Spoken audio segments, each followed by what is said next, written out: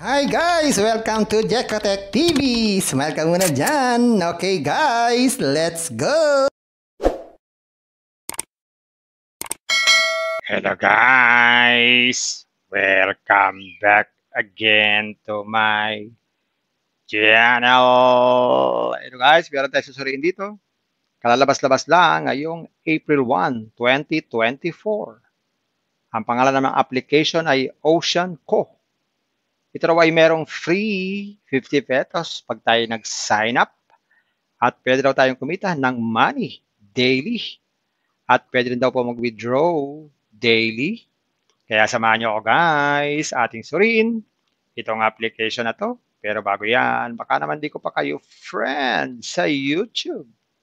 Please click the subscribe button and also the bell button para naman ma-notify ko kayo kung meron akong bagong video. And also share a like sa mga mahilig kumita ng free online at sa mga nandyan na gusto lamang magsuri, pwede rin naman mag-register, magsuri.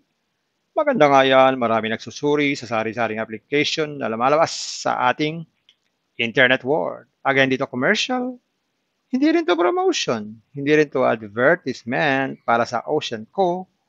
Sadya lamang sinusuri natin ang sari-saring application na lumalabas minu-minuto sa ating internet world. Kaya, let's go na! Ayan guys, ito yung kanilang sign-up form. Napakasimple. Maglalagay tayo ng mobile number. Siguro kahit wala ng 0 yan. Tapos password. Tapos ulitin lang ang password. Gawin na natin. Yan, pag ganyan kompleto na, click natin register. So automatic guys, nagkaroon tayo ng 50 pesos na balanse.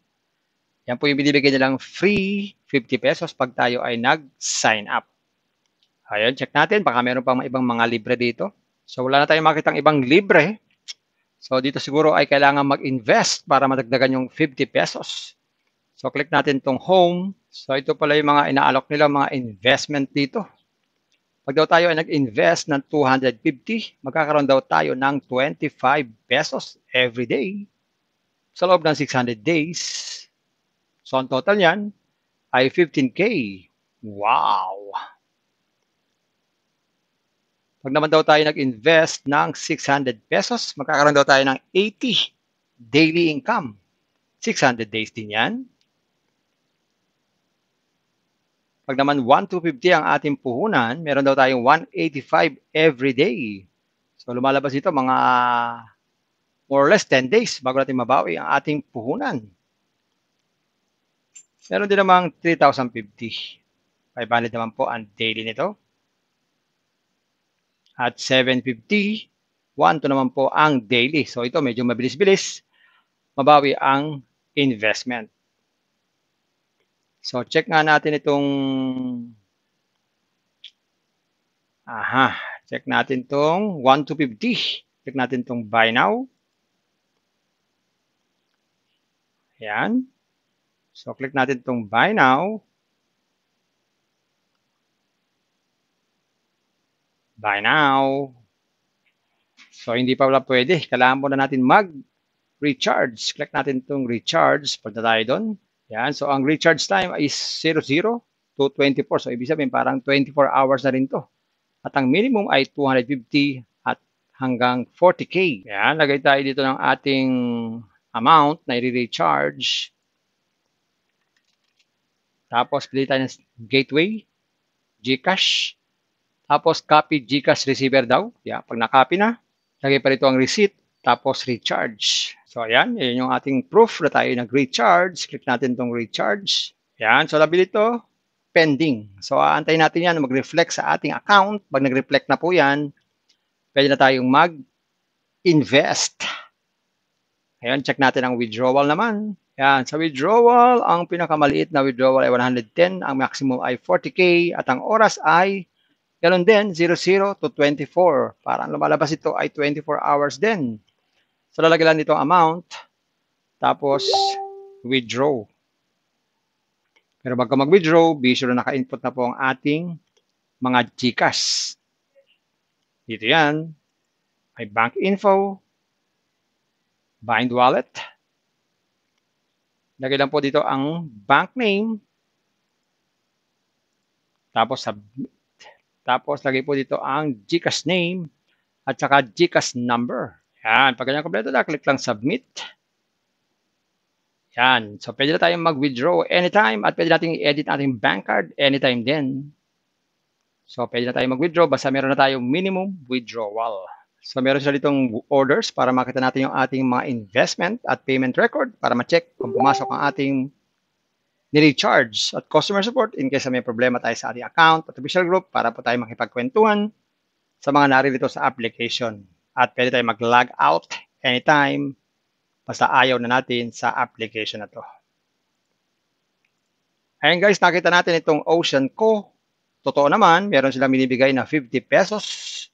Pero para kumita tayo araw-araw, kailangan daw na mag-invest. At pag nakapag-invest, pwede daw mag-withdraw araw-araw. Pero guys, parati ko kayong pinagsasabihan, nire-remind, pinapaalalahanan.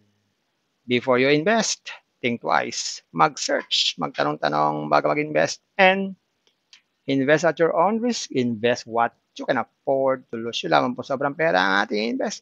Pag yung ating pagkabuhayan, pamiling bigas, pabiling ulam, tuition fee, at lalo-lalo na, huwag na po tayo mangungutang. Kung wala po tayong pang-invest,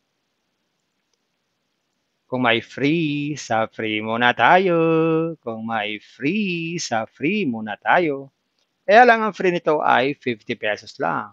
Kung gusto mo namin free, kung gusto mo maraming free, kung gusto mo na maraming free, puntahan nyo po ang aking description box. Nandyan po ang mga super legit na free application. Puntahan nyo po. At sa pampalala, ganito mga application, minsan tumatagal, kaya lang, minsan, sandaling-sandali lamang. Kaya maging maingat sa ating pag-invest. Sa pa rin pong paalala, sabi po sa 1 Timothy chapter 6 verse 10, for the love of money is a root of all kinds of evils. It is through this craving that some have wandered away from the faith and pierced themselves with many pangs. Totoo po, ang pera naman na taga ay kailangan natin yan sa araw-araw nating pamumuhay dahil yan ang ginagamit sa pamimili ng mga bagay-bagay, ulam, sapatos, damit, at iba pa. Pero ang masama ay yung pag-ibig sa pera, yung love of money, dahil yan po nakakasira. Dahil maaari tayong makagawa ng sari-saring kasamaan, dahil yan po nagiging ugat ng sari-saring kasamaan, yan pong love of money. Kaya nga po yung iba nating kasama, ay wala na sa pananampalataya. Sila po ay napariwara na. Kaya maging maingat sa pag-ibig sa pera at maging maingat sa ating pag-invest. Bye-bye. Ingat lagi sa pag-invest. Bye! Hi guys! Welcome to Jekotech TV! Smile ka muna dyan! Okay guys, let's go! Sa pa rin pong paalala, sabi po sa 1 Timothy chapter 6 verse 10, for the love of money is a root of all kinds of evils. It is through this craving that some have wandered away from the faith and pierced themselves with many pangs. Totoo po, ang pera naman na taga ay kailangan natin yan sa araw-araw nating pamumuhay dahil yan ang ginagamit sa pamimili ng mga bagay-bagay, ulam, sapatos, damit, at iba pa. Pero ang masama ay yung pag-ibig sa pera, yung love of money, dahil yan po nakakasira. Dahil maaari tayong makagawa ng sari-saring kasamaan, dahil yan po nagiging ugat ng sari-saring kasamaan, yan pong love of money. Kaya nga po yung iba nating kasama, ay wala na sa pananampalataya. Sila po ay napariwara na. Kaya maging maingat sa pag-ibig sa pera at maging maingat sa ating pag-invest. Bye-bye. Ingat lagi sa pag-invest. Bye! Sa pa rin pong paalala, sabi po sa 1 Timothy chapter 6 verse 10, for the love of money is a root of all kinds of evils. It is through this craving that some have wandered away from the faith and pierced themselves with many pangs. Totoo po, ang pera naman na taga ay kailangan natin yan sa araw-araw nating pamumuhay dahil yan ang ginagamit sa pamimili ng mga bagay-bagay, ulam, sapatos, damit, at iba pa. Pero ang masama ay yung pag-ibig sa pera, yung love of money, dahil yan po nakakasira. Dahil maaari tayong makagawa ng sari-saring kasamaan, dahil yan po nagiging ugat ng sari-saring kasamaan, yan pong love of money. Kaya nga po yung iba nating kasama, ay wala na sa pananampalataya. Sila po ay napariwara na. Kaya maging maingat sa pag-ibig sa pera at maging maingat sa ating pag-invest. Bye-bye. Ingat lagi sa pag-invest. Bye! Hi guys! Welcome to Jekotech TV! Smile ka muna dyan! Okay guys, let's go!